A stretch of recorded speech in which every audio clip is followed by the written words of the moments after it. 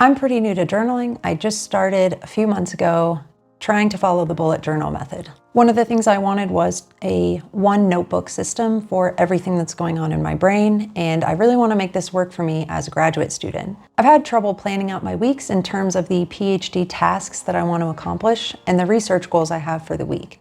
And so one strategy I've been trying out in my journal is a time blocking strategy. Let me switch to the journal view and show you what that looks like. So this is what I was talking about with the time blocking strategy. So you can see here I've done Monday, Tuesday, Wednesday, Thursday, Friday. I left some room at the bottom of the page, and I'm deciding between adding Saturday and Sunday or just writing out the 3 main tasks I want to get done for the week. I haven't decided which of those I want to do.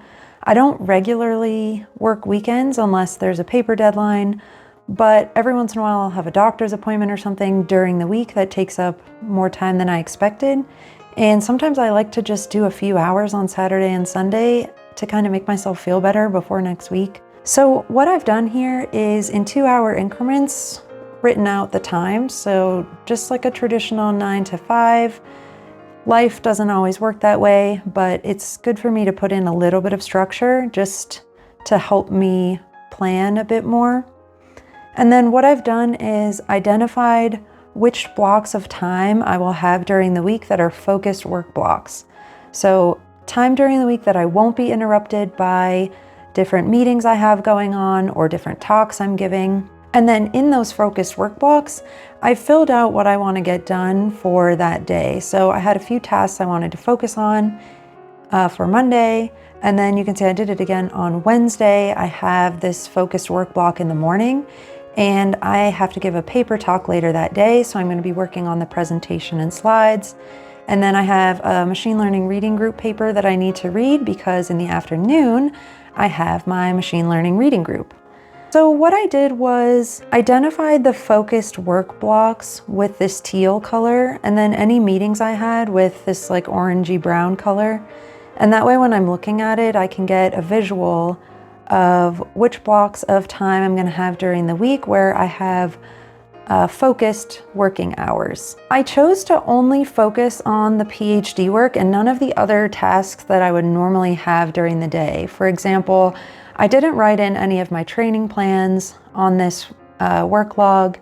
I didn't write in meal prep times or what I'm going to be doing for dinner. I didn't write in anything I'm going to be doing after 6 p.m.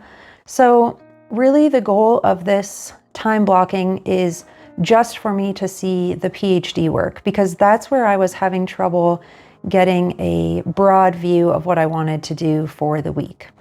I want to call attention to a couple of other things that I've done here. So every meeting that I've listed, so for instance, this is a LeetCode meeting that I do once a week with some people from my lab.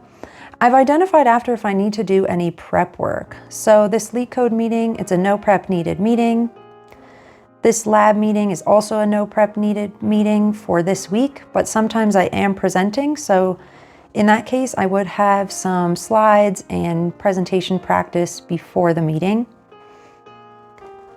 Similar up here, I have a sponsor meeting, no prep needed for that, but then I also have this grad seminar meeting, and I need to prepare 3 skills to focus on in a list for the exercise that we're doing that day.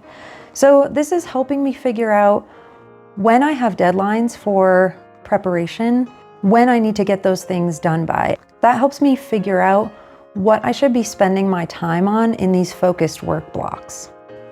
Another thing I want to call out is that I've identified when I'll be doing focused work at home versus when I'll be doing focused work on campus. So depending on where I'm going to be, I might be doing different things because my home machine does not have some of the things that my lab machine does. And I also, if I'm taking a Zoom call or something like that, might need to bring home my laptop for a focused work block in the morning if I'm going to be at home. So that helps me a little bit with figuring out where I'm going to be during the week. I actually like going into the campus lab, so I usually go in every day, but I don't always go in for like 8 or 9 hours at a time. It's sometimes broken up between, focused work at home, or if I have to do a lot of presentation practice, that is better for me to do at home so I'm not disrupting other people in the lab. And then when I go to campus, I know that I can get certain things done based on the hardware I have or who I need to talk to, different meetings I have on campus, etc. So I'm going to be trying this out.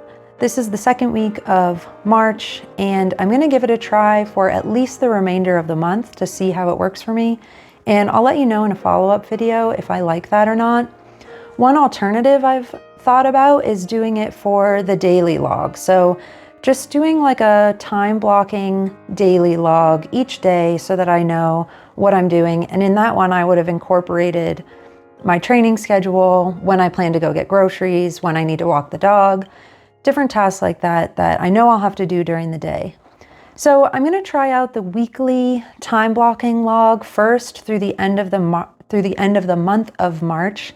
And then depending on how that's going, I might try out the daily log in April, the daily time blocking log, and see if that works a little bit better for me. Okay, I hope you found this walkthrough helpful, and if you have strategies you've used like time blocking or things like that just to help you manage your research tasks, I would love to hear about them because I'm sort of figuring this out in real time and trying to share it with you as I go. But it's always helpful when somebody has a few opinions on, what's worked and what hasn't and why. All right, that's it for this one. See you in the next one.